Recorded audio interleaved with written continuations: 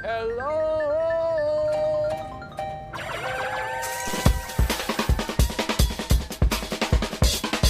Let me give you a little motto I live my life by. Bang, bang, bang the drum. What? That's not a motto. That's just you saying a bunch of things.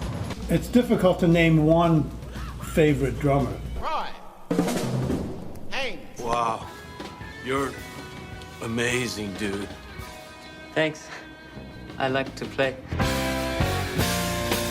Drummers Weekly Groovecast. Drummers Weekly Groovecast. Drummers Weekly Groovecast. Drummers Weekly Groovecast.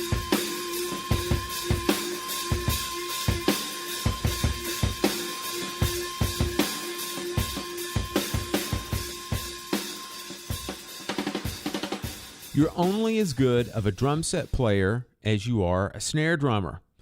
How many times have you heard me say that on the show? That's one of the credos that we live by here at the Drummers Weekly Groovecast.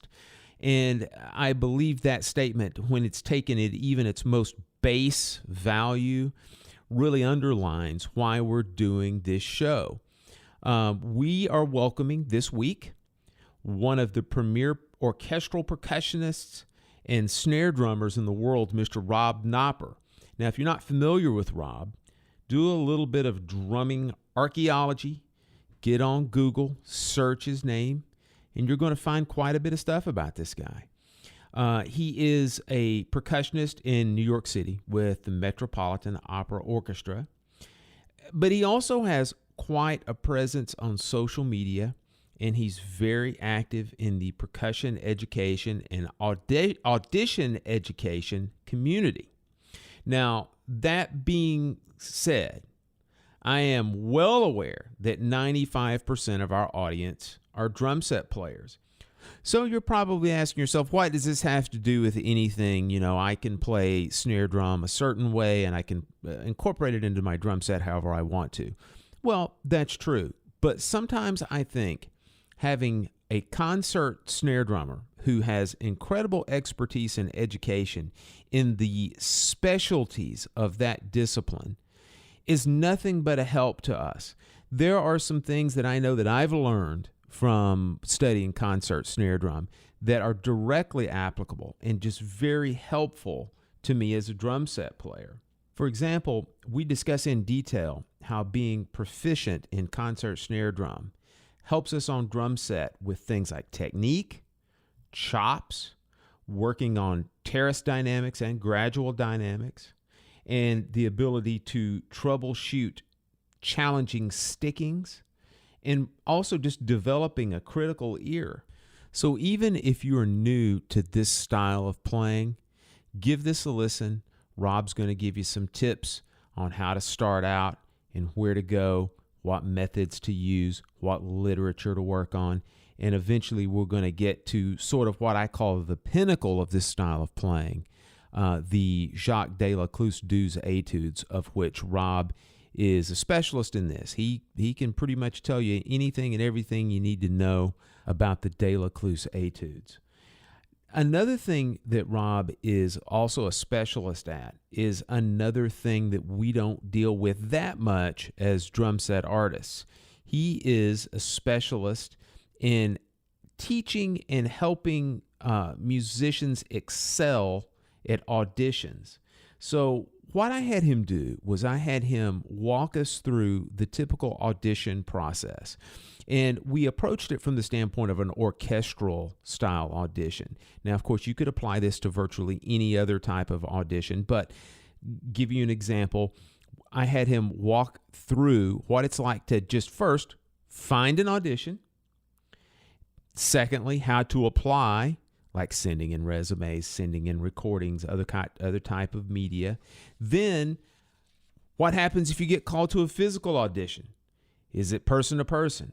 Is it behind a curtain? Then we talk about the different cuts that happen through the different rounds of audition, and then moving on to the next round of audition, and then ultimately how you find out your results and if there's room for pay negotiations before you sign your contract. I know that overall, this audition process is a little bit of a mysterious thing to a lot of musicians, and so I thought it would be interesting to hear firsthand what it's like to deal with that sort of stress and that sort of process. All right. We're going to go ahead and join this interview. But prior to that, I like to play a little bit of joiner music. What you're going to find out is that Rob is a frustrated prog rock drummer. So I thought it would be kind of nice to lead us into that interview with some music that he finds extremely appealing. All right, onward to Mr. Rob Knopper. And the land lies down.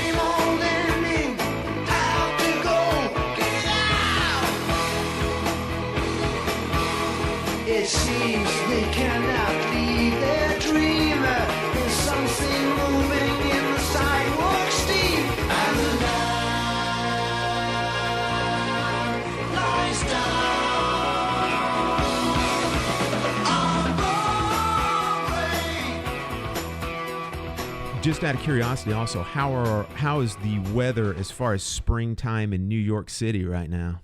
It's amazing. Every day I want to go outside as much as possible because recently it's been like, 30 and 40, and finally it's getting up into like 55, 60, and generally been sunny. And so this is part of the like 2 or 3 week period in between deathly cold and like humid, sticky, and hot. So I'm trying to enjoy it right now.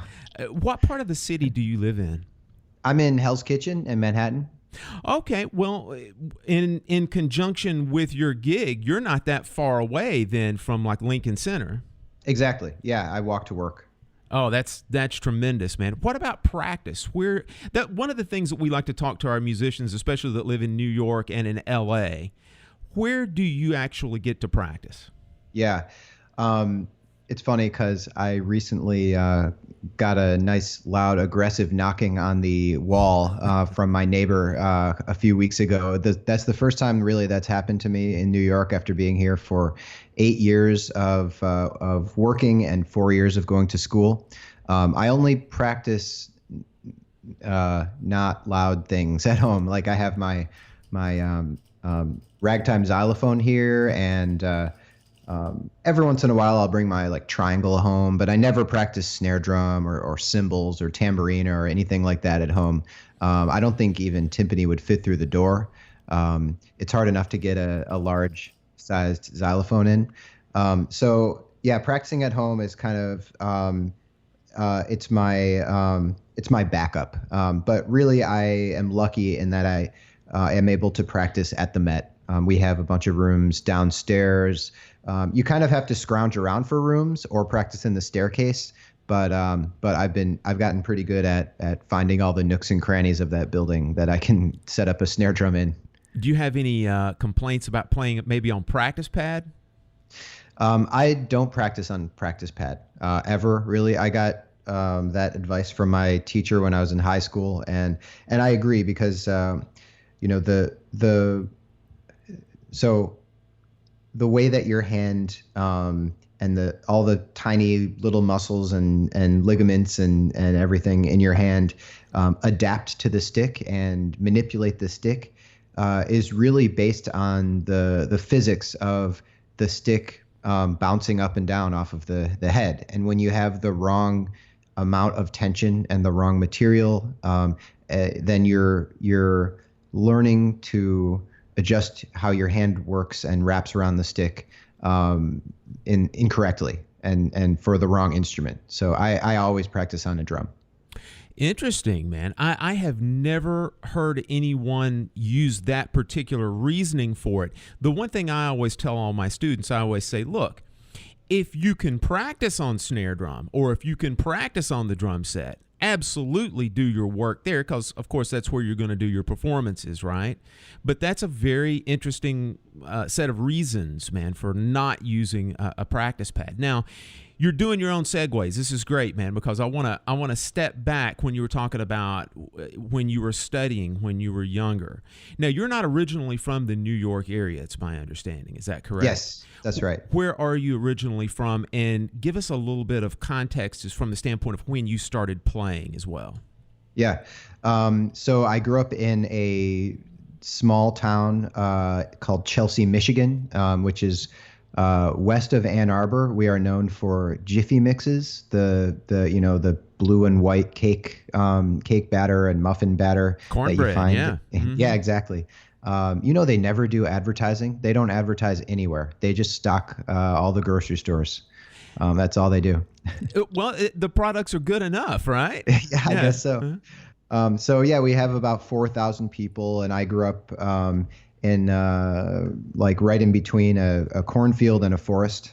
And so normally playing drums in my parents' basement was not a big deal in terms of neighbors. So it's quite a bit different now. So I grew up in Michigan. We had a pretty good school there and a great music program with really, really supportive music directors. And I started on drum set when I was, I think 8, although I am told that I was playing various types of drums with various implements on the dashboard of the car and on all types of furniture around the house younger than that. So I think for my parents, it was kind of like, it wasn't a question of should we get him a drum set, is when are we going to finally get him a drum set? So I started when I was 8 and on drum set, not percussion at all, not classical. We listened to almost exclusively progressive rock from the 70s in the house. And so those bands are still among my favorite. Yes, Genesis, King Crimson, Emerson, Lake and Palmer. I would say those are that type of music is the biggest influence on me in general. And I started drum set lessons at the age of 8. And then very casually, then in middle school, I started like joining bands. And of course, that's the age when you get a skateboard and start playing heavy metal with your friends. So I finally got a drum set, Mapex drum set. And the reason I got a Mapex drum set was because it was the cheapest drum set that you could get with the 24-inch bass drum that I obviously needed for heavy metal. So I got that with like a double bass drum pedal, and I was playing with bands, and that's like all I would do. And then in high school, I was getting more excited about playing drum set, and so I started, and I also was just joining all the music stuff at school. I joined, we have a Celtic orchestra, we have a show choir, we had a jazz band and marching band, and I was playing a lot of drum set. I applied to a summer festival, Blue Lake Fine Arts Camp. You know that one? Not familiar with that one. No. Yeah. So it's like an watered down Interlaken a little bit for younger students. They wear the same outfits as far as I remember, light blue outfits. And so it was after middle school, before high school. I applied to do their jazz band program for drum set. That was the only summer festival thing you could apply for drum set. And they said, no, but if you, they rejected my application. Or I forget if I sent in an audition tape or if I just applied with a sheet of paper. Either way, they rejected it, and they said, but we do have an extra spot in our concert band. So that was the first time like I really did something on purpose, like percussion wise. And so I went there and I actually really liked it. I remember this competition that the instructor there had. It was who can play through all 12 major scales the fastest. And we were all like, 14 or whatever, and none of us like knew any major scales. So we all had to work out like C and D and E and like So I just remember being like super fascinated with this. I was really into it. And the next year, I really started percussion lessons with a local timpanist who lived in the area. And that kind of that jump started my interest in classical percussion. And I can keep going unless you want to cut in here. I want to cut in and ask one quick thing, and then I want to jump right back to where you were. Yeah. Are you still playing any drum set? I know that the Met keeps a crazy schedule. Yeah. Well, so I have a electronic drum set that I play occasionally. I was playing a lot right when I got the job. I bought this drum set, and I was playing in 3 bands. And I kind of transitioned that interest over to playing the Delecluse stuff on snare drum. And I've sort of had one singular focus outside of the Met at any given time. And at various times, that interest is drum set. I've played a little drum set in the orchestra. We had a West Side Story performance, and I've done a couple chamber music things on drum set. I've been doing this festival in South Africa where they need a lot of drum set, and so I've been doing that there a lot. So I still now it's I do drum set like a lot in the summer, and I'll be fascinated. I'm always fascinated at the end of the season to see, oh, my drum set chops are like still kind of there. So that's cool. Yeah. Now, stepping back and talking about the lessons that you had with the timpanist that was, I suppose, in Michigan, right? Yeah. What type of methods and which instruments were you working on with this teacher? Yeah, good question. So I guess I sort of just started from the beginning on a lot of stuff. So he got me the Goldenberg xylophone book or Mallet's book. Classic. Yeah. Yeah. The Goodman timpani book. Mm-hmm. And I don't remember exactly what we were working on snare drum. It's possible it was the Cerrone book, or maybe is there another Goldenberg book for snare drum? That's what I was going to say. Modern School for Snare Drum would be my probably pick for that, because those are we've had a couple shows on here where we talk about the Bibles of method books, and all 3 of those, the Goldenberg, well, the Cerrone is too, Goodman on timpani, and the Mallet book for Goldenberg are all part of the Bibles. Yeah. And so I remember looking through like the Goldenberg xylophone book and finding Porgy and Bess and asking my teacher like, hey, can I learn this? And he said, we'll get there. You have to start with the etudes first. I was going to say, you went from zero to hero immediately, right? On that, in that method. So somewhere then in your high school career, everyone has these different thoughts of like, well, what am I going to do with my life? You know, I've got high school, it's going to be finishing up. Am I going to go to college? And more importantly, what am I going to study in college? So Did you have any type of conversation with your teacher, conversation with your parents, any type of day of reckoning where you're kind of like, I'm going to try to make this thing work? Because I know where you went to school, and we'll get to that in a second. Yeah. So that first year of studying, my freshman year, I just knew I wanted to do music. I knew like that was my number one interest, and I didn't know if I was going to be like touring with a rock band or running a chamber music ensemble where we played progressive rock arrangements, or being in like a Genesis cover band, or I didn't really know what direction it would take me. I was kind of trying to do as many things as I possibly could and be well-rounded in music until I got to the point where I could figure that out.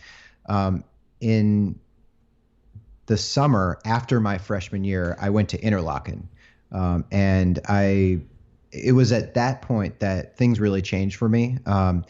I was so Interlochen, they have first of all, they have these.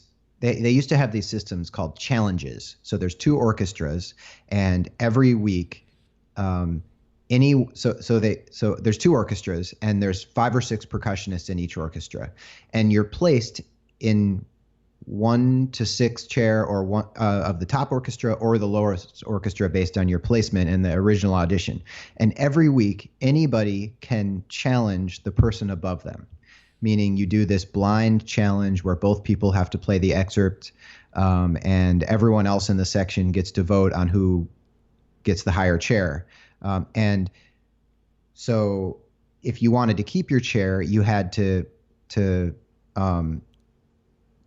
defend it from these challengers. And I remember that summer I was all the way at the bottom of the lowest orchestra.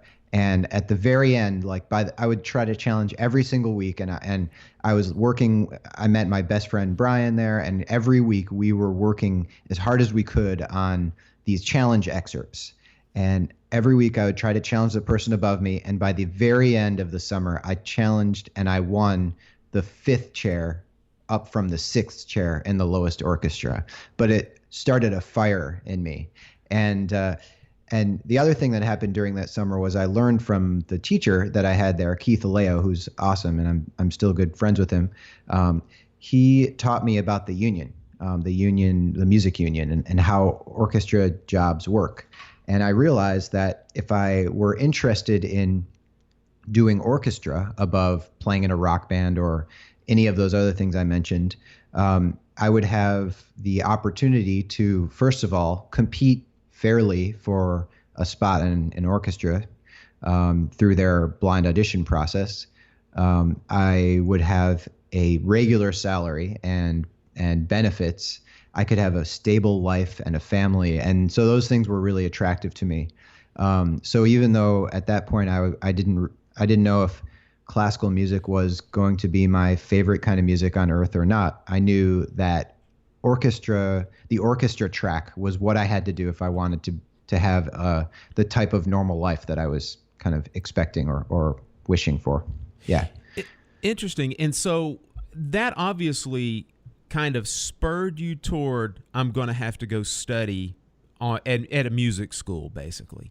And we'll go ahead and pull the curtain back and expose the wizard here. You went to Juilliard.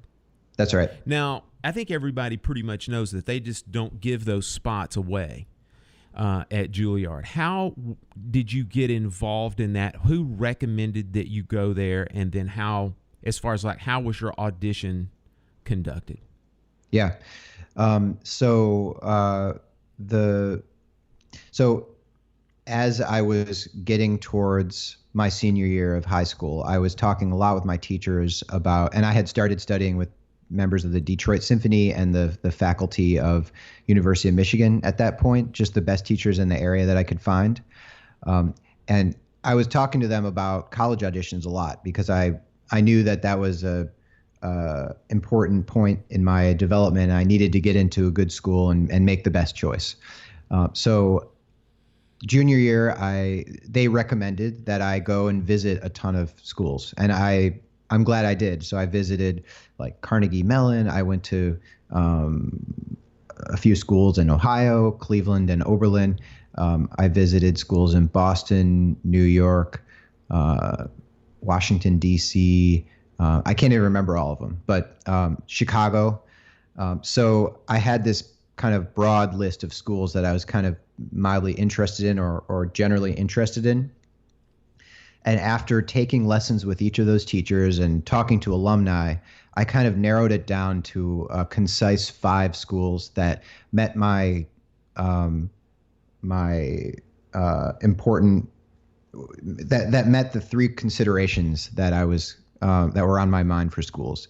I knew I wanted to be an orchestral track player. I had already decided this, but I didn't want to go to a school that was only focused on orchestral playing. I wanted to be a little bit more well-rounded in my undergrad, and then I could specialize in my grad or afterwards. So those 3 qualifications were, it had to have a good orchestral teacher who played in an orchestra, meaning I love the teachers at Indiana, but I didn't want to go study in a town where there wasn't a big orchestra in that town. So that was one consideration. Second, orchestral timpanist, right? So I didn't know if I wanted to be a timpanist or a percussionist at that point. And then third was other. I wanted to make sure that there were a variety of other things I could do and explore. So whether that was, world music or jazz or solo marimba. I wasn't ready to stop working on all that other stuff because I didn't know where it would take me, and I didn't want to cut off my opportunities.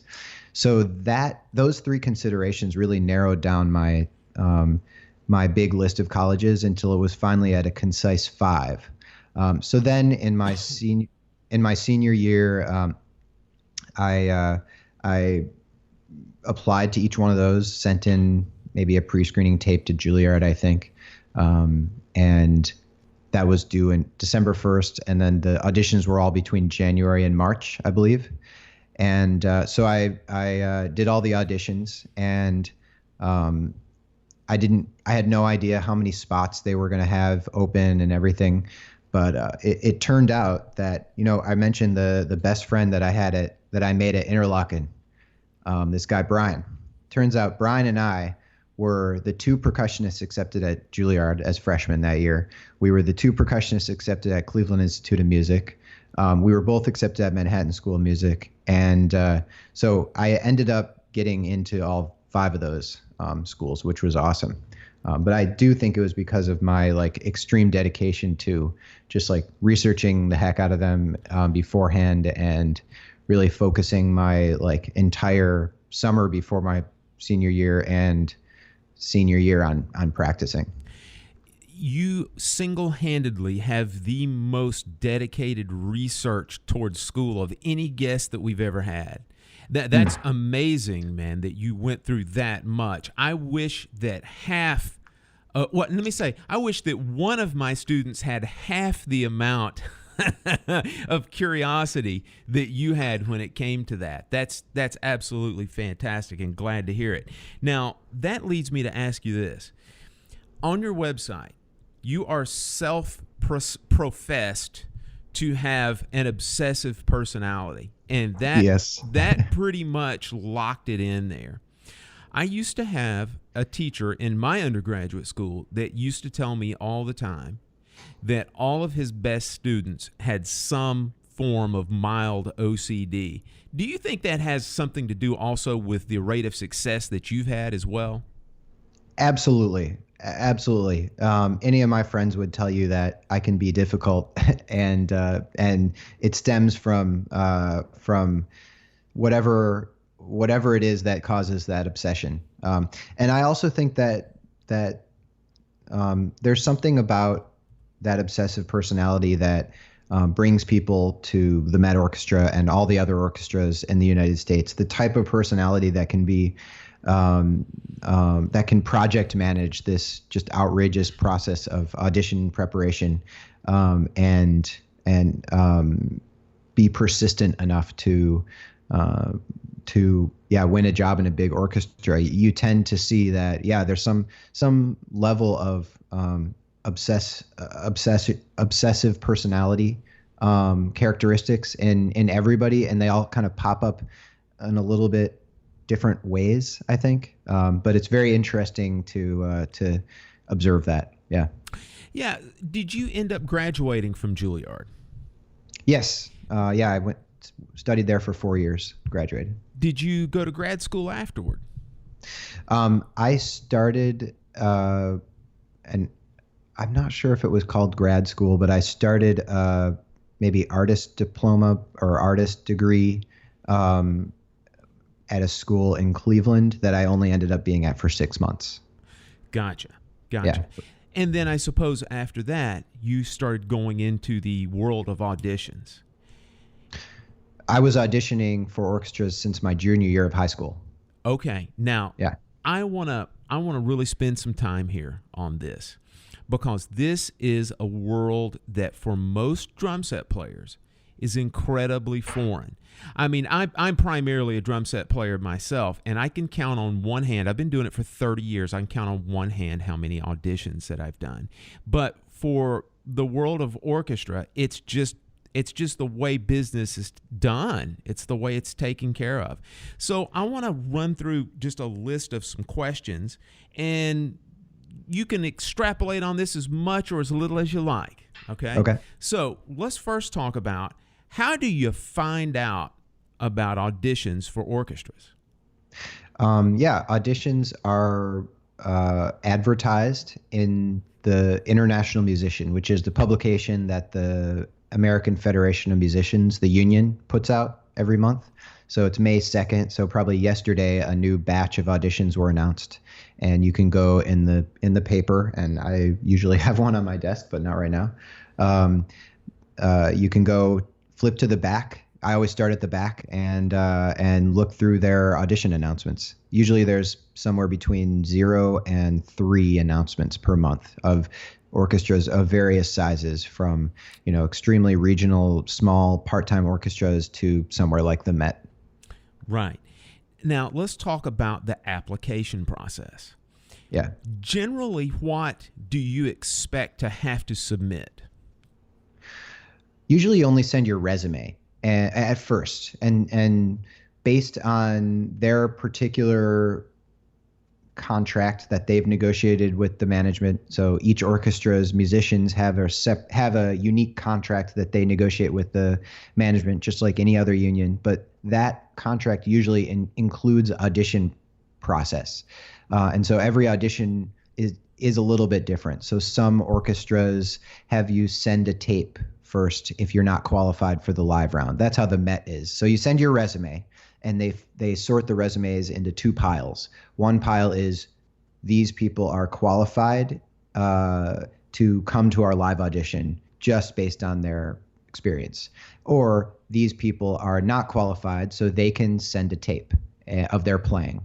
And if it's a tape, usually they give you a repertoire list of a set of short pieces or short excerpts from orchestra pieces. And usually a percussion excerpt will be somewhere between like 2 and 5 lines of music. And it'll be the hardest snare drum part from a Prokofiev piece and the hardest cymbal part from a Dvorak piece. And so usually for the tape round, it's a shorter list, maybe between 6 and 10 excerpts. And so you make a tape, either audio or video, based on their guidelines, and you send it in. I made a tape for my Met audition. That means I wasn't qualified in my resume to get into the live orchestra audition without a tape. So I made a tape, and I got in through that tape round. Gotcha. So Rob, when you say you didn't qualify on resume alone, essentially in the audition ad, is there a list that says, look, if on your resume you have been doing this makes you qualified where you don't have to send the tape in? No, not at all. On the audition ad, it only says send your resume to this place. And then you'll get an email. Once you send it in, you'll get an email telling you what the results of your resume round were. Gotcha. Now, regarding the rounds, typically how many rounds do you have before you get to an in-person physical audition? Yeah. Typically, there will be a resume round. Sometimes there will be a tape round, but sometimes there won't be. Mm-hmm. And by the way, when there's not a tape round, it means either they take everyone and they let everyone audition. That's called a cattle call audition, so for instance, Detroit and Chicago do that. I don't know who else exactly.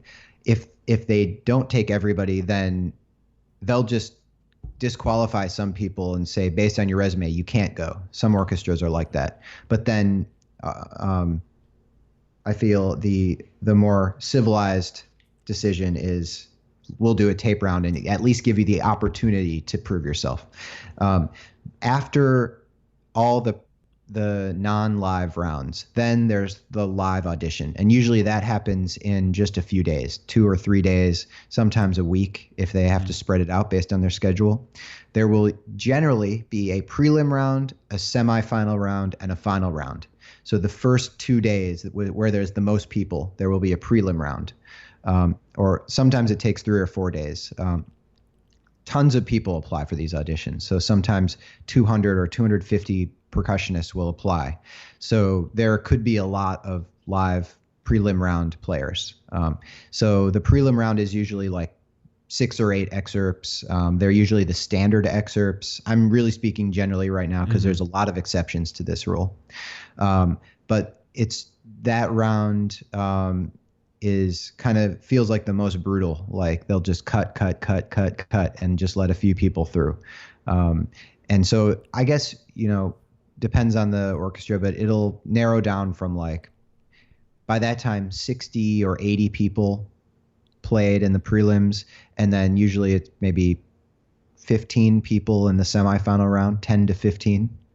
So then it's narrowed down to 10 or 15, and a lot of the time the semis and the finals will all be the same day because there's not that many people. So in the semis, you'll have a more extensive list of repertoire to play. So they give you a big list at the beginning when you first send in your resume, and that is the list for the audition, and that's the list of excerpts that the committee is able to choose from for the prelims, semis, and finals. So yeah, the prelims is usually like the classics, right? Maybe 1 or 2 to trip you up, but usually they just want to make sure you can play. And then the semis is more extensive, but not too long. So your entire round might be 15 minutes in the semis. And then from there, it narrows down from, 10 to 15 down to 3 or 4, or sometimes less. And that round is usually like longer, like a half hour, and you play everything. You play the marimba solo that that was on the list, and you play all the more obscure excerpts that they want to know if you really went deep and you are really the complete package. Yeah. Are all these behind the curtain, even from the very most preliminary in-person round? Yeah, this is something that changes from orchestra to orchestra. Mm-hmm. At the Met, we're special and unique. We are behind the screen all the way through. You wouldn't be able to tell who the person is until after they already won the job, and it's too late, which is cool. I really like that. I think it prohibits bias, and it tends to elevate less known players that come out of nowhere that really have the chops but just don't have the experience. In England, for instance, it's less about eliminating bias and more about seeing how the players actually can play with the orchestra. So you have a long trial period with the orchestra, and many players will do this over a period of a couple of years. But in the United States, it's generally more about the audition and more about trying to eliminate bias. Usually what happens is in the last round, they take the screen away. And the 2 or 3 people in the finals play without a screen so that the committee can really see how they present themselves, I guess. Yeah, and I'm personally a fan of keeping the screen up for the last round. In general, yeah, that's how it works. Yeah. Through any of those rounds, aside from all the prepared pieces, do they have you do any sight reading? Yeah. Usually on the list, it'll say candidates should be prepared for sight reading. And that also changes from orchestra to orchestra. The Met doesn't do sight reading as a general, in general. But actually, now that I think about it, I think they have done it before in some cases. And then at the audition, you'll just see any random piece on the stand. Gotcha.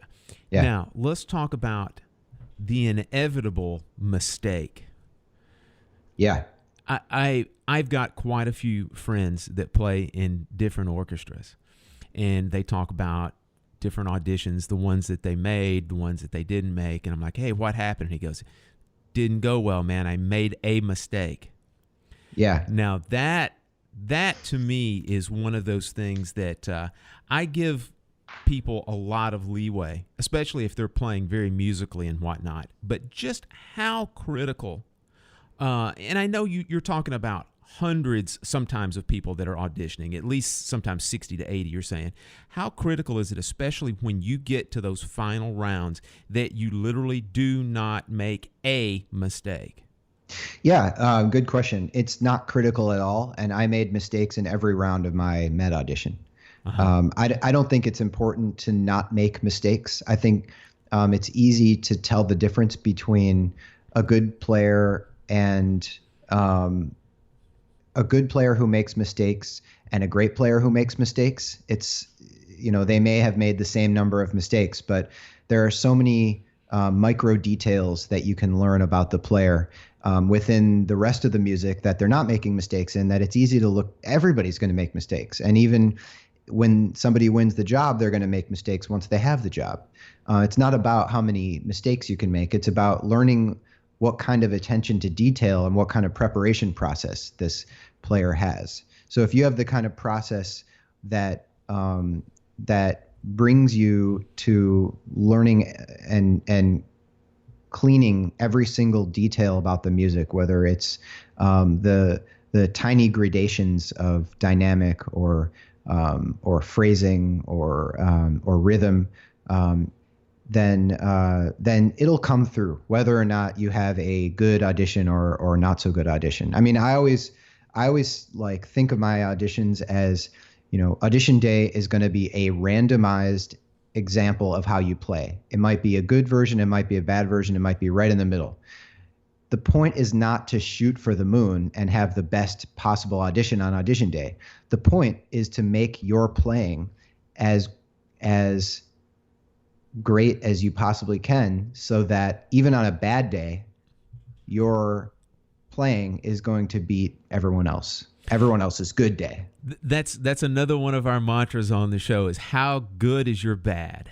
Yeah, I like that. You've got to make sure that your good as a professional musician is better, or your bad is better than the normal good of an amateur. So that's very good. So now you've gotten through the final round. Generally, how long does it take before you get the result of your final audition? The last round that I played at the Met, I played it. There were 8 other people in my round. And by the way, I just want to clarify, I said last because we didn't do it. We didn't end up doing a final round, and I'll tell you why in a second. So we had 2 prelim rounds in our audition at the Met, which was it's unusual, and it doesn't really happen in other orchestras. We had a snare drum and cymbals round, I believe, and that was the first prelim round to make sure everybody could play those instruments. And then the second prelim round was tambourine, bells, and xylophone. And after those 2 prelim rounds, then it was narrowed down to 8 players, and we did the semifinal round. And the way it works in our orchestra is any player in the semis who gets higher than a majority vote. So everybody on the panel is not allowed to talk to each other. They're not allowed to discuss. They just vote yes or no for a player. Mm-hmm. And so it turns out that what happened in that case was the only player to get a majority vote to get into the finals was me. And so in that case, we were all waiting around for the committee to vote, and it was taking a long time. And what I found out later is first they did that vote of who gets advanced to the finals, and then they had to do another vote, which was, I think it was something like, should we hear the second and third player in the final round, even though they didn't get majority votes? And then they had to vote on that, and then they had to do a third vote, and I might be getting the details wrong here. They had to do a third vote, something like, should we hear the first player, the player to advance to finals again? Should we hear that person again? And I think the vote was no. So at that point, they just voted to end the audition and to give me a job without advancing to finals. So we were waiting around for 2 hours maybe for all this. I had to wait through all the other semifinalists to play, and then we had to wait for the votes. And I was, anxiously walking around on 65th Street and Broadway, and I went into Juilliard to hang out with some friends and talk about all the terrible, stupid things that I did in the audition and all the anxieties I was having, and thinking, I prepared better than this. if I get cut, I understand. If I get advanced, it's lucky. And then I came back to hear the news that I had just been outright given the job at that point. So just a few hours then. That's very Yeah. nice, man, that you Yeah. weren't, like you said, having to wait for like a week or so afterward to find out. No, it's never like that. They tell you the day of. And it's in college auditions, in summer festival auditions, it's very different. You have to sit by your computer and reload your email, for a month and a half. But yeah, orchestra auditions, they tell you right away. Now, let's get to one of the things that everybody likes to talk about and hates to talk about simultaneously. Okay, you've just been awarded this position. Now, you've already mentioned that all orchestras have a CBA, have a collective bargaining agreement with the management. Is there any room when you accept this job to negotiate salary, or do you just take what the CBA is given and then you can, at a later time, cross that bridge? Yeah. The good thing is the CBA at the Met and in many orchestras around the country is very strong. The Orchestral Musicians Union is extremely strong in general, and for the big orchestras, they already have a lot of the important things in there: health insurance and pension and wages and things like overtime. All that stuff is in there, and the types of the types of things that people negotiate for mainly are salary. So above what the base pay is, you can negotiate a percentage over that or something like that. And you can negotiate certain other things. In some orchestras, you can negotiate for time off, like if you don't want to play during the summer, or if you want to get an extra 2 weeks of vacation beyond what the CBA gives, you can do that. I know in our CBA, it says something like, this CBA cannot prevent orchestra musicians from negotiating even better conditions in their individual contracts. So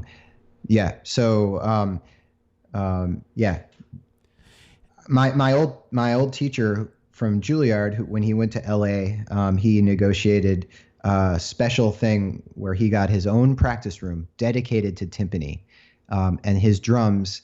It's in his contract, I believe. They have to be moved from that practice room to the stage and back for every single service, which is, I guess it's probably a reaction from the situation he was in previously. I'm not sure. But I think that was, pretty badass. Having your own drum tech as a timpanist, man, that's a great negotiation ploy, I'll tell you. Yeah. That's fantastic, man. Now, you mentioned something about days off or time off. Now, the Met, once you guys are in season, you have a crazy schedule. Is it not typically 6 days a week that y'all are performing? Now, I realize that there are some operas that may not have a full pit of percussion or have a full percussion section, but how often do you have days off, or better yet, do you have particular subs that you can call? Yeah, the Met Orchestra has more subs, or we call them associates, than any other orchestra in the country. And it's because our full-time orchestra is only big enough to account for 4 out of 7 of the Met's performances per week. So the Met has 7 performances, Monday to Saturday night and Saturday matinee, although next year we're adding Sunday matinee shows. And so as a full-time member, I have to play 4 shows a week, which means if there's 5 shows, then they have to find a sub for me. Or if there's 6 shows with percussion, so this week, there are 7 shows. This week is kind of a weird exception because instead of doing 4 shows, I'm just doing 7 shows. I'm making up for another week where I did less than 4 shows. So I'm paying the price this week. So it kind of has to average out then, is what you're saying. Yeah, I guess so. Yeah. But we have so many associates that do so many services in our orchestra that the associates themselves have their own negotiating group and their own contract with the Met, and that's the only orchestra like that. They have their own agreement about pay and services and all that stuff. Rob, this is a great time to let the folks know out here that you have a wonderful website. And I am going to include it in the show notes. So if you guys don't remember this, although it's pretty easy, his name is Rob Knopper. It's robknopper.com. You can go over there and you can check it out. But I'll include a clickable link in the show notes where you can go over and you can check out his site. And one of the things that we want to spend a good amount of time on moving forward is we want to talk about, in particular, snare drum, talk about some technique, talk about the infamous Delecluse that I want to get everybody hip to. And the first thing I want to ask you, Rob, regarding just education and teaching, because you're obviously huge on that, because that's a big thing on your website, is how much private teaching do you do in New York? I do some. School students come here to visit New York to take lessons for their upcoming auditions quite a bit. I think I'm at the Met. I'm one of the only musicians who somewhat consistently does lessons with non-percussionists or people who don't play their own instrument, because of the college audition or because of the orchestra audition work I do online. I see, woodwinds and string players and brass players here and there. I have percussionists from around New York City come in to take lessons, but I don't do it probably anywhere near as much as a lot of the other musicians in the orchestra, because I really focus on doing the type of work that can have an impact more broadly. I really love doing one short piece, whether it's video or a blog or something like that, where I can have thousands of people get something out of it rather than spend time working on one student. And I know that both of them are fulfilling in different ways. I've just personally gravitated towards enjoying and finding fulfillment in that kind of teaching. Understood. Now let's talk a little bit about snare drum teaching. Now, sure. there are a couple of major dividing lines when we start talking about stylistic approach. And let's just cut right down the middle with a nice big old blunt sword here. Let's take rudimental drumming on one side, and then let's take concert style drumming on the other side. Both of them are played on a snare drum, but you really couldn't get more opposite in terms of interpretation, in terms of literature. How would you best describe to the listening audience the difference between, let's say, a concert style solo from either, say, Cerrone or Delecluse or Goldenberg, and then, let's say, an old rudimental solo, say, like Wilcoxon? Yeah. I guess the big difference is the rolls. Double stroke rolls versus buzz rolls. I'm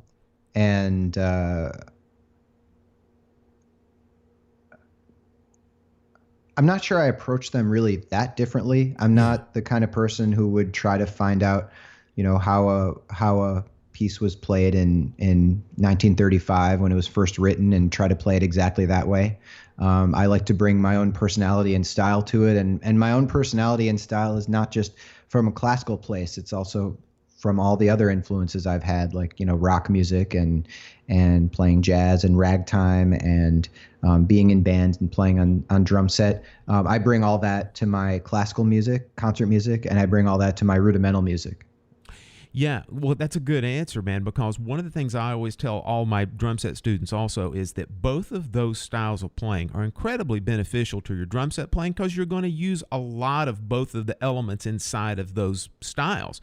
One of the things I always tell students in particular about concert style that you probably get a little bit more of in concert than you will in, like, say, a rudimental style is, of course, you're also, aside from the interpretation of the rolls and, say, the drags and whatnot, but you're also going to have significantly more dynamic contrasts in concert style as opposed to rudimental style. And also, I think the approach to, say, Wilcoxon, there's everything is basically written out sticking wise to highlight rudiments, right? As opposed to when you're talking about concert style, a lot of times you're talking about sheer consistency from the standpoint of possibly repetitive notes with one hand, and especially a lot of alternating strokes instead of quite as many double strokes. And I think that's incredibly important for drum set players to be able to have both of those types of disciplines to bring to the overall kit. And then you learn it on one surface. It's a heck of a lot easier doing it on one than it is trying to voice it all over a complete kit. So yeah, so that's one of the things I would really like to hammer home to my drum set students. Now, when we're talking about these two different styles, and you made a great point, you said it's the way you're going to interpret the roles also. In just a rough description, how would you teach a student the basics of playing a double stroke roll versus playing a buzz roll? You mean how would I teach them how to play a double stroke roll? Yeah, and a buzz roll? Yeah, how do you approach the technical aspects of that? I see. Yeah, I like this exercise that I do with students when I'm working with them on their initial rolls and bounces with the stick, where if they're having trouble getting a buzz at all, I say, okay, you hold the stick at the pivot point and just let it drop, and so you hear them go bong bong bong bong bong bong bong, and you say, okay, do it again and try to put a little bit of pressure in it so that it ends earlier. Bong bong bong bong bong bong bong bong bong bong, and then I say, okay, this time stop it after the second one, bong bong bong bong. And so I immediately from the beginning, I teach students that they have control over the spacing, the amount of space between the bounces. So by adding more or less force and pressure into the stick and into the head, they can play a more condensed buzz or double stroke. And by loosening the amount of pressure and letting and releasing that tension, they can play wider bounces. And so that's kind of where I start people. And very quickly I go to the kind of the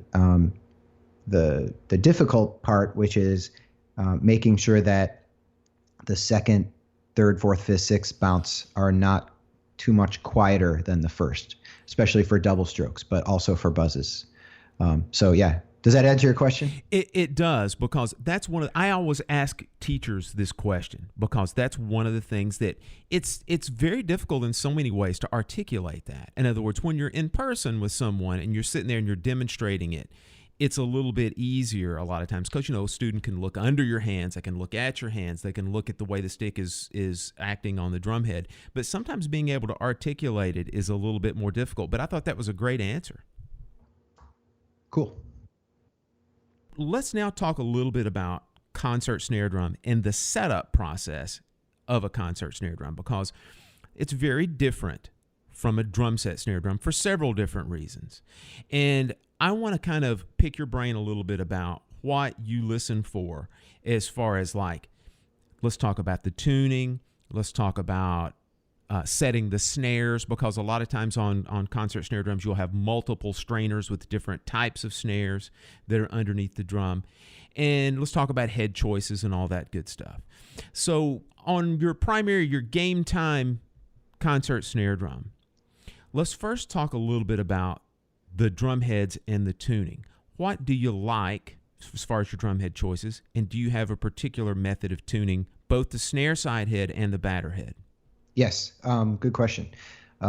So it's important to remember, before I dive into this, my goal with tuning my snare drum is to sound as good as I can for the players around me in orchestra.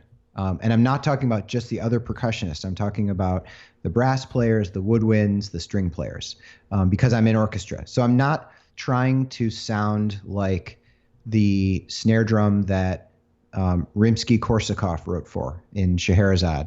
I'm not trying to sound like the snare drum that was traditional in Prokofiev Lieutenant Kiji that he was trying to write for. I'm trying to sound like fresh and new and clean and excellent for the non-percussionists who, in my experience, have been listening to overwhelmingly loud and fat and overwhelming percussion their whole lives. And I'm not talking about the Met, I'm talking about just in general, in the world. So my snare drum sound developed over years of playing for other people and trying to adjust it to be more pleasing to especially non-percussionists. And so when I really started doing a lot of mock auditions where I was playing for a lot of non-percussionists in Michigan, and when I was in Florida preparing for the Met audition, my drum started going in the extremely tight and clean and crisp direction. And I eventually, the sound evolved into what it is now. And so I'll explain that kind of where it ended up. So I just wanted to kind of lay that out ahead of time so people are not like shocked at what they hear. So my general drum for most stuff in orchestra and solo playing is a 4x14 Pearl Philharmonic, 4 inches deep, 14 wide, and so that's a relatively small drum in terms of classical. Although in classical music, the size of the drum has evolved smaller and smaller over the years, from 6.5 being the general drum to 5-inch when I was in high school, to now where I think 4 inches deep is pretty standard for an orchestral drum. And I choose extremely thin heads and I tune them extremely tightly, and I have to replace them all the time because thin heads tuned tight get played out very quickly. So my top and bottom heads are, I believe, the thinnest heads you can buy. I use the M5, the Remo M5 on top, which means it's 5 millimeters. Is that right? No, 5 mil is what they call it. 5 mil, sure, yeah. And I use the Diplomat snare side hazy head, which is it really feels like thinner than paper, thinner than like tinfoil or something like that. So both extremely thin heads, which means that they're going to be extremely sensitive to the snares, and I tune them really high.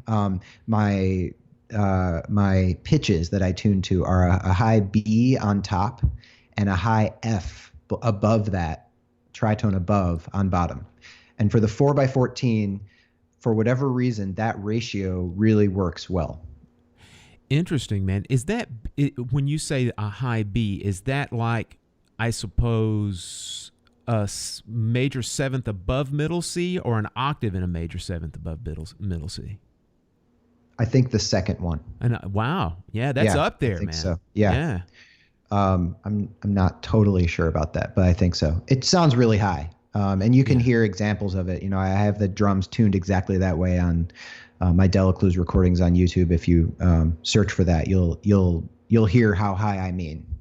Gotcha. Yeah. Now let's talk about the snares that are on that drum.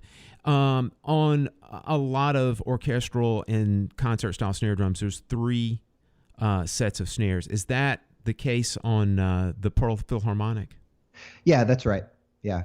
There's I guess the louds, the mediums, and the softs. Yeah. I don't exactly know what the materials are and everything, but I just use the ones that they come with. Gotcha. Is there a particular formula that you use for the tensioning on those? Yes. So it's kind of different. The way you tune a drum is different for every drum, for every model or size of drum. And so the way the process that I go through to tune my 5-inch or my 4x13 is different than what I'm about to explain. The process that I have found to work for my 4x14 is the first thing that I have to do is tune the louds as high as they'll go without choking the softs. So on my 5-inch, I can tune the louds as tight as I want, because they won't choke the softs. Okay. So I actually have to tune I have to test the drum at its high at a loud volume while tuning up the loud snares to see exactly where I want it. So I like continue to tighten until bam, I found the right zone. Whereas on my 4x14, I actually have to check it. I know that the louds will sound best when they're tuned too tight for the softs. They'll choke the soft sound. Okay. So I actually have to compromise by tuning them less high. So I actually have to check by tapping the drum at a low volume towards the edge and tuning the loud snares as tight as they'll go before they choke. So you'll hear it's very clear. It'll be like da da da bong bong bong. And so I have to tune it right below that point. And and then I've done my louds. Then I want to tune my medium snares. So I test it at a medium dynamic. There's not a problem on that drum with tuning the medium snares too loud or too tight or anything. So I So I test the medium snares and I tap at a medium volume, and I just tune them up until kind of the point where I know that they sound great. And tuning up to that point is a little bit like focusing a manual camera. You focus right up to it, and then you go too far, and then you come back to it, and you eventually feel that out, and you get quick with it. But at first, you just have to kind of play and see and go up and down until you find a comfortable zone. Yeah, and finally, I do my softs by tapping soft and tuning up the softs, the soft snares until they get to that zone. Gotcha. Great advice, man. That's fantastic. Now, let's talk about dampening, because everybody seems to have their own sort of method of doing it. And there are some products that are made for it, and then there's the good old-fashioned dampening cloth. What is your weapon of choice for that? I have a silk handkerchief that I bought off of Amazon. And I just use these little super mini clips, not paper clips, but they're the little black clips with the two little metal handles. I don't exactly know what they're called. I forget. And binder clips or something like that. Yeah, binder clips. That's it. The super mini ones, I binder clip on a silk handkerchief. So the silk handkerchief itself is 14 by 14. So it would completely cover my snare drum, but I fold it over twice so that it's only covering about a quarter of it. And that quarter is closest to me so that I can play on the part that's farthest away from me. You need an endorsement for that, man. You got so specific with the Amazon silk hanky, man. So if those folks are listening. That's right. I got to get with a binder clip company too. Absolutely. So Rob's Binder Clips. Rob, I'm going to go out on a limb, and don't be modest here when I say this. You've got to be one of the top authorities on Delecluse method and Douze Etudes. Well, the French Delecluse experts would disagree with you there, but I have done a lot of work on them. The French are a bunch of postmodernist knuckleheads. Hopefully they're not listening to this. Yeah. We have quite a few European listeners, so shout out to those folks over there. We love you. And I want to spend some time talking about some of the Delecluse technique. I want to talk also a little bit about one of the solos in particular in Douze Etudes. I know you know all of them. And I also want to make everyone aware that with all of the study and all of the work that you've done with Delecluse Douze Etudes, that you have some incredibly beneficial and unique products that can help people that are working on those solos. And in particular, the two that I want to talk about really quickly. And again, you can find these on Rob's website. The website will have a clickable link in our show notes. But you have got these overlays that provide stickings and measure numbers, roll speeds, that type of thing. I mean, that's basically like that's like private teacher on an overlay. I mean, that's fantastic. And then you've also got a series of metronome, I call them like tempo tracks, because we have in these different Etudes, you have some retards and that type thing that you just can't use a regular click with, a regular metronome with. So I wanted to make everyone aware of that going into it. And I suppose those guys, they can just go to your website and order it straight from there. Is that correct? Yeah, I have them at robknopper.com/Delecluse. So I have, if you go there, there's a bunch of resources like my interview with Delecluse before he passed away, interviews with different French percussionists, and I have some videos of the performances, and I have those products there that you just talked about. Yeah. How long did it take you to put together those overlays with all the stickings and the roll speeds and all that stuff? I think the most time-consuming part was coming up with the stickings for my album, and then getting them onto overlays was just a matter of figuring out Photoshop and how to add letters to a PDF and then take away the PDF, essentially. Yeah. Yeah. Regarding the different things that are on those overlays, are all of those stickings and all of those different roll speeds and whatnot proprietary to yourself, or did you consult other people in conjunction with your own preference with those stickings? No, I developed those stickings for the album. I didn't talk to anybody else about whether or not they agreed with me. I made the album and wrote out all my stickings on the music, and then I just transferred those over directly. Yeah. Gotcha. Now, for the listeners out here, I am not springing a surprise on Rob here. We talked about this prior to this. So what I do want to do now is you and I look at Douze Etudes, the second one. And yes. I want to talk to you about it. I have a few questions about it, but I also want to get your overall overview of this solo. And the first thing I want to ask you regarding the overview, is there anything in particular about solo number 2 or Etude number 2 that stands out to you?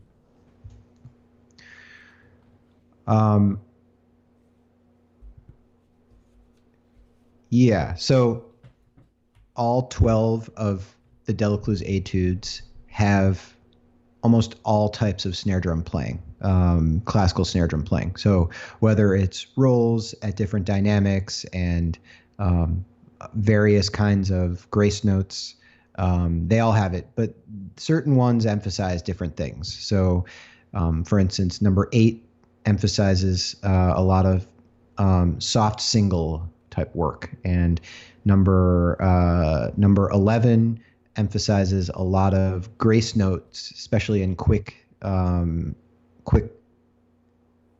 extremely difficult passages.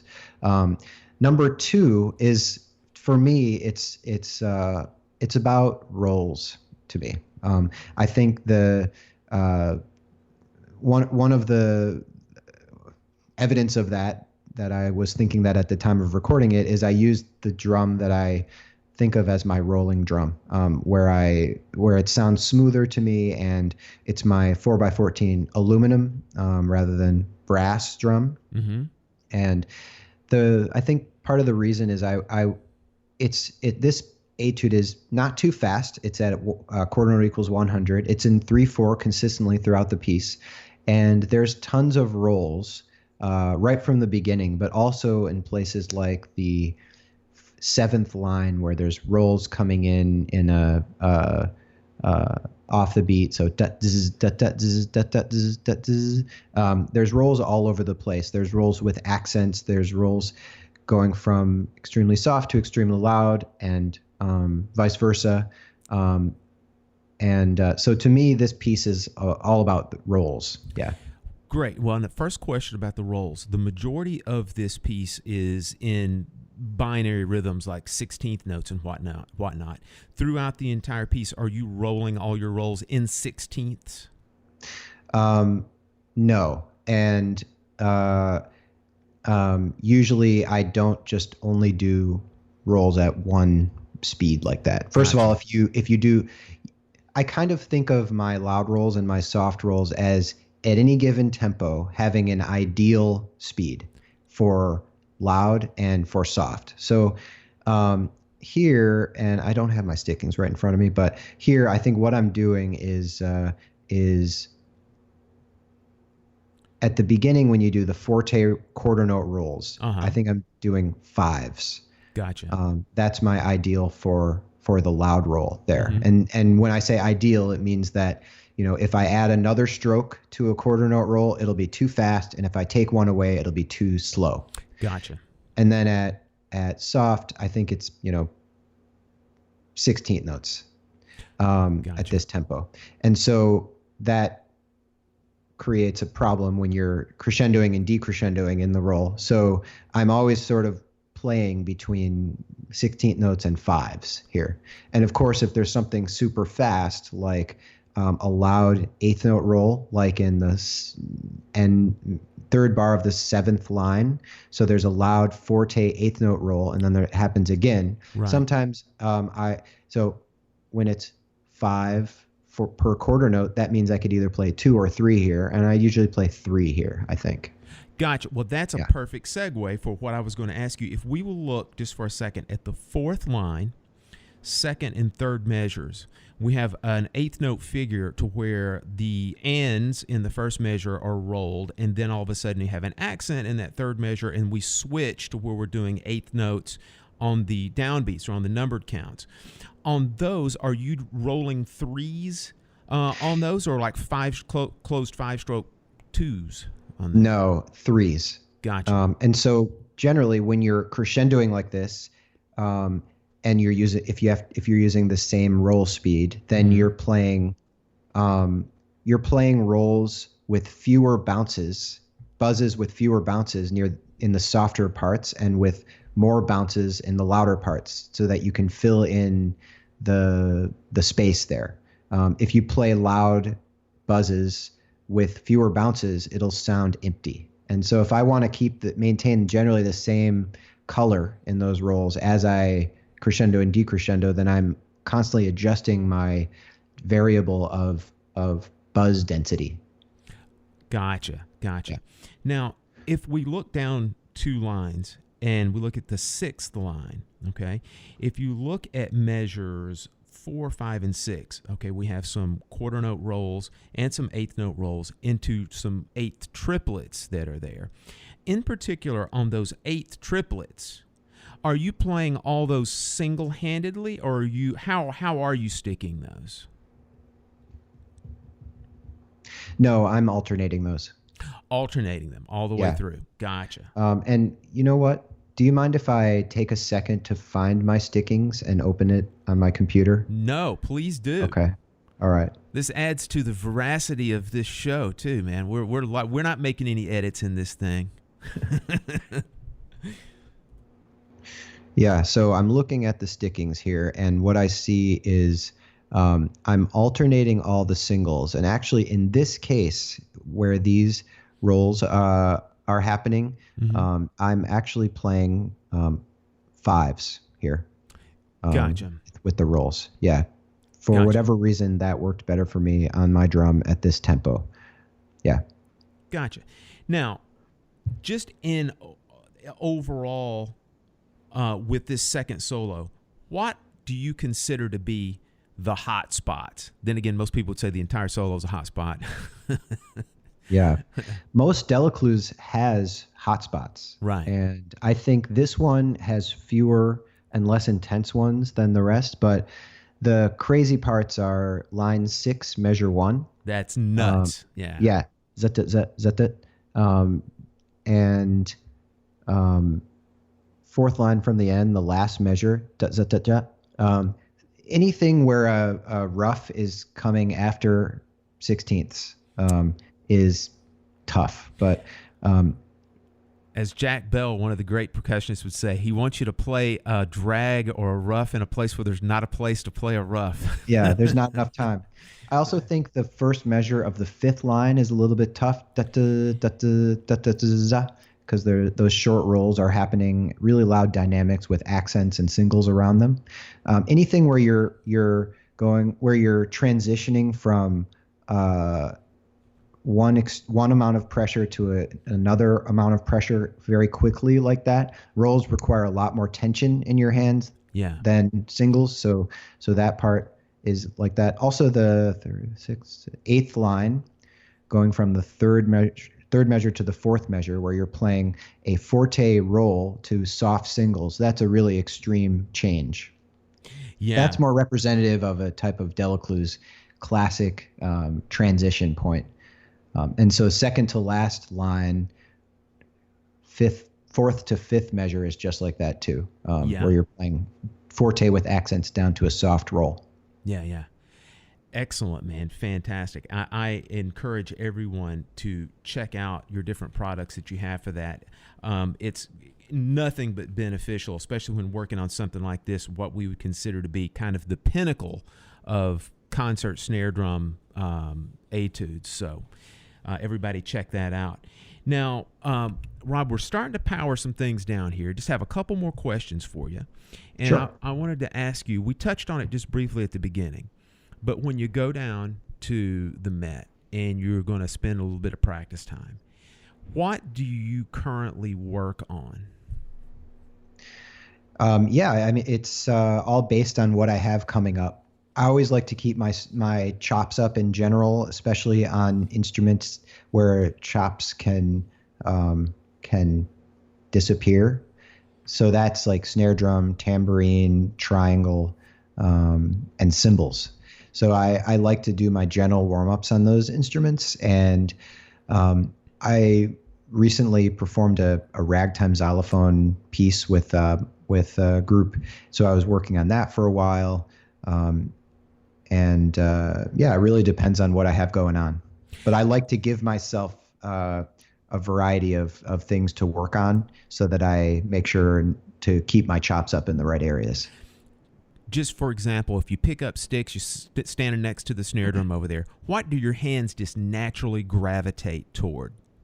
I mean, I have my warm-up. My warm-up is a very detailed series of exercises that I do. Is that what you mean? Yeah, exactly. In other words, I know some people just go, well, I'll pick up sticks and my hands just gravitate towards certain rudiments, so to speak. But you've got your own designated warm-up that you go through. It's kind of a ritual. Yes, exactly. Yeah. Mm-hmm. So I can explain that. So very first thing I do is I set up my computer and I turn on the TV. It's important for me to be watching TV while I do my warm-up because it helps me warm up for longer and without getting bored. And it's really important that I spend times in the various areas of my snare drumming language that I know I need to work on. Snare drumming is not a series of specific rudiments and passages. Snare drumming is an entire language. To me, the basic rudiments of that language are not the however many 26 or 40 on the basic page, but they are the fundamental basic types. Let's see, how do I say this?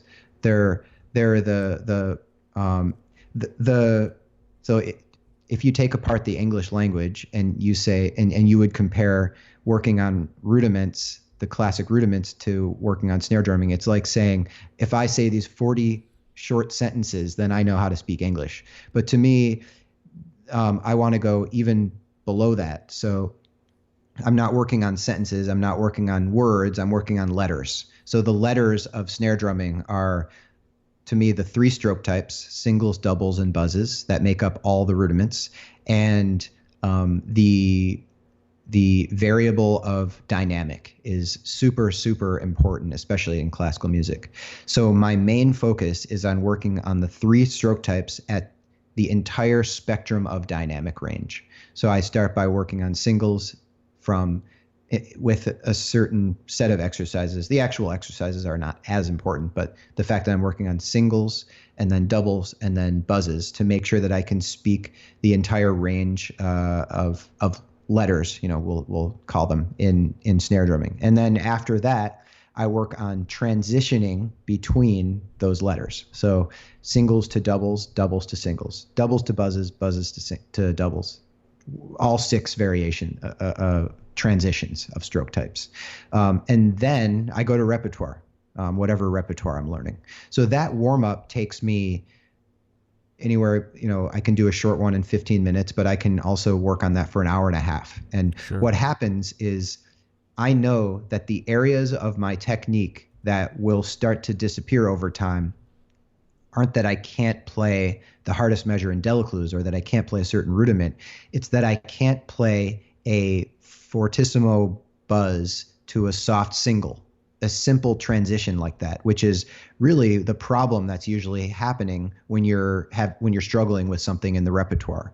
So when I'm working on that stuff for a long period of time, watching TV, it uncovers these weaknesses, these gaps in my language, my letters of playing. So I can allow myself to hover around every gap and every weakness for as long as it takes to really get some intensive work in on whatever it is that I'm missing. Yeah. Does that make sense? Tremendous. It absolutely makes sense. Now, Rob, we have a time-honored tradition when we're finishing up the show that we put all of our guests through this, and we call it the Drummers Weekly Groovecast Rorschach Test. Now, you might have thought, hey, I'm a classical guy, I'm going to skate from this. No, you're not. We put Jack Bell through it, we put John Lawless through it, so we're going to put you through it as well. And essentially what it is it's a series of 20 short answer questions, and I want you to just spit it out. Don't think about it. Some of them are going to have to do with music. Some of them have to do with life. Okay? Okay, cool. I love it. So here we go. Question number 1, softball for you. Favorite Delecluse etude from Douze Etudes? 12. Audition. Do you prefer face-to-face or behind the curtain? And this is for you auditioning. They both are terrible. Auditions are terrible just in general. Yeah. Yeah. Good answer. When you judge auditions, what's the most common mistake that snare drummers commit? Playing grace note figures, either a flam or rough or a 4-stroke rough, louder than the notes around them, even without an accent, just because they're a grace note figure. Understood. Here's a New York City question for you. Cabs or Uber?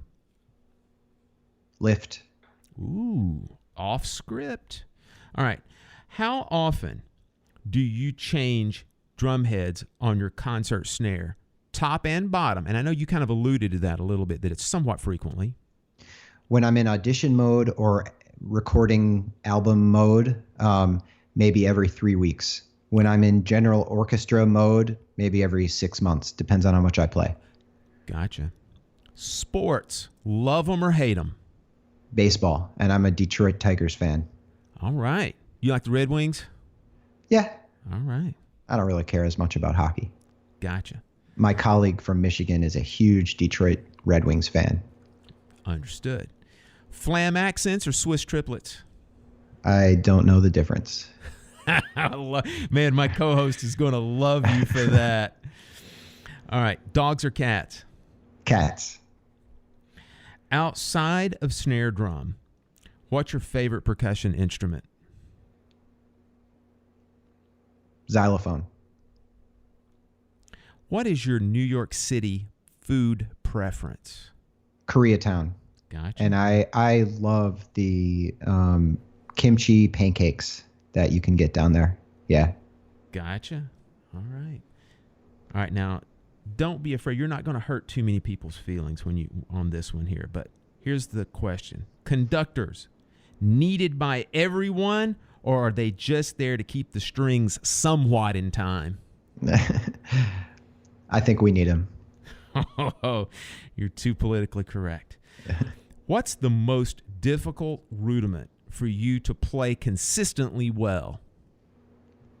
Can I reference my rudiments sheet? Sure. Okay.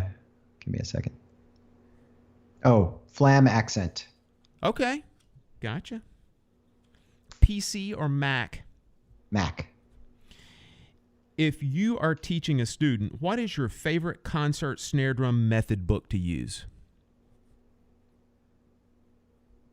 Delecluse is not a method book, right?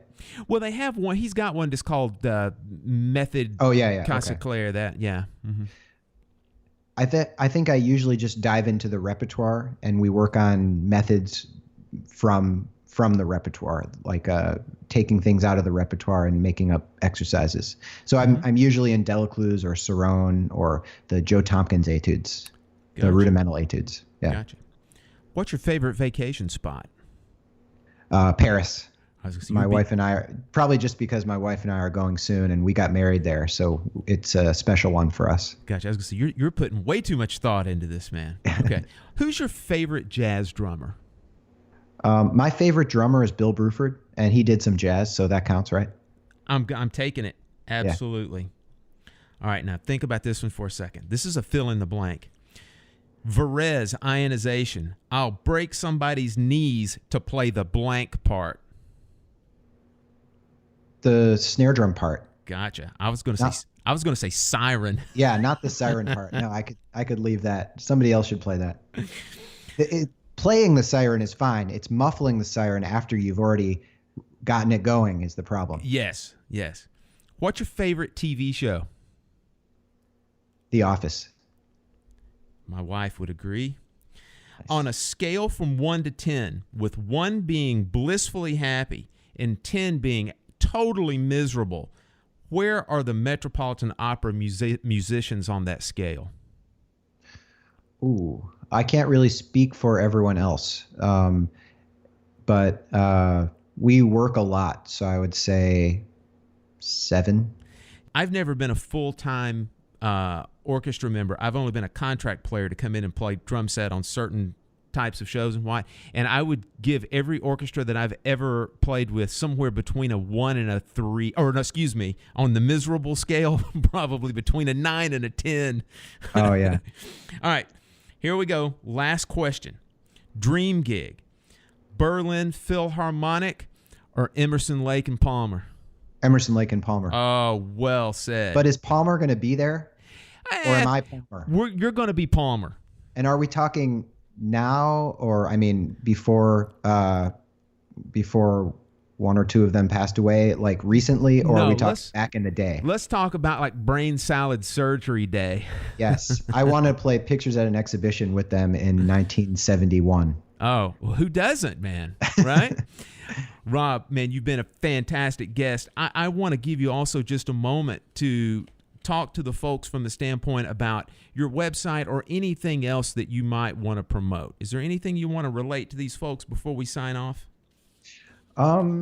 Sure. I mean, I put out a lot of resources about, teaching and percussion, and mainly because when I was growing up as an upcoming musician, there just wasn't a lot of resources out there. There weren't a lot of resources out there. So I spent a lot of time in the past 4 or 5 years just trying to put everything in my brain out in various ways. So I do it on YouTube and on my blog, Percussion Hacker.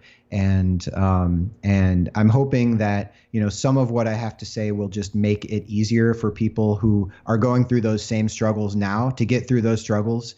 I have, if you go on my YouTube channel, youtube.com/Rob Knopper Studio, you can find some like videos about snare drum buzz rolls and how to tune a snare drum, what we talked about before, but in extremely much greater detail. If you go on my website, robknopper.com/percussion hacker, it's really, I just lay out everything that I have there. So whatever you're kind of interested in, if you can go to this exercises, gear guides, and other resources. I have all of my all the pieces of my snare drum set up, from the stand to the sticks to the drum to those clips and everything. There's an audition-ready snare drum setup. There's what sticks I use for various excerpts. There's how to warm up. There's how to warm up on crash cymbals. There's my 5 useful snare drum grips, my grip guide, where I talk about what the variations in my grip from soft buzzes to loud playing to etc. So really, like, whatever you're kind of interested in learning about, I try to lay out there. But I am interested in covering things covering more things. So if there's certain topics that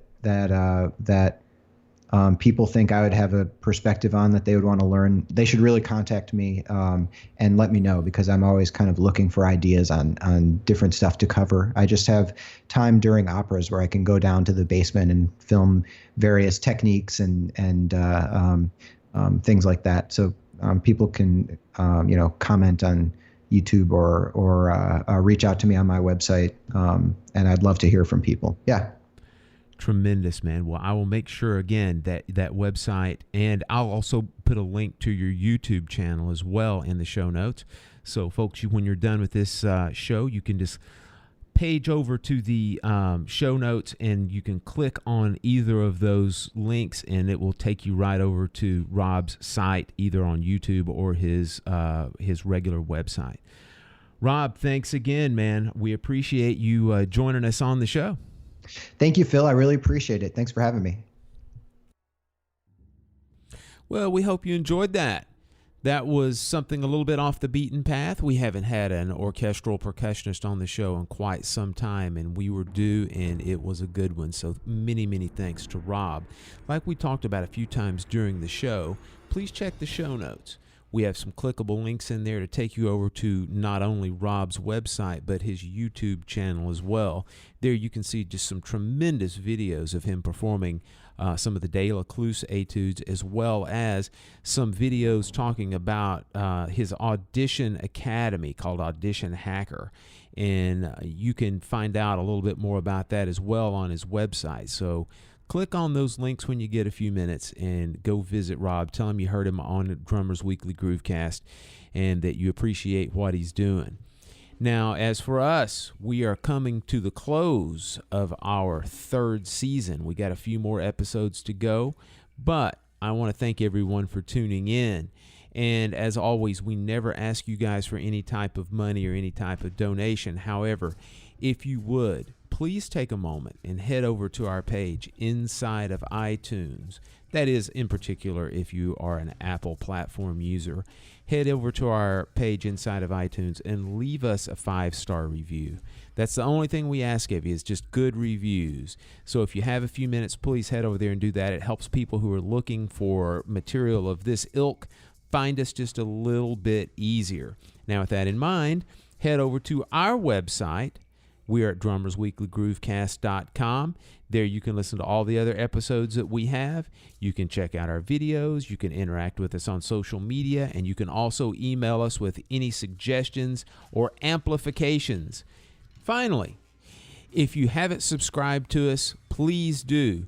You can always find us at all of the usual locations: iTunes, Google Play Podcasts, Stitcher, Podbean.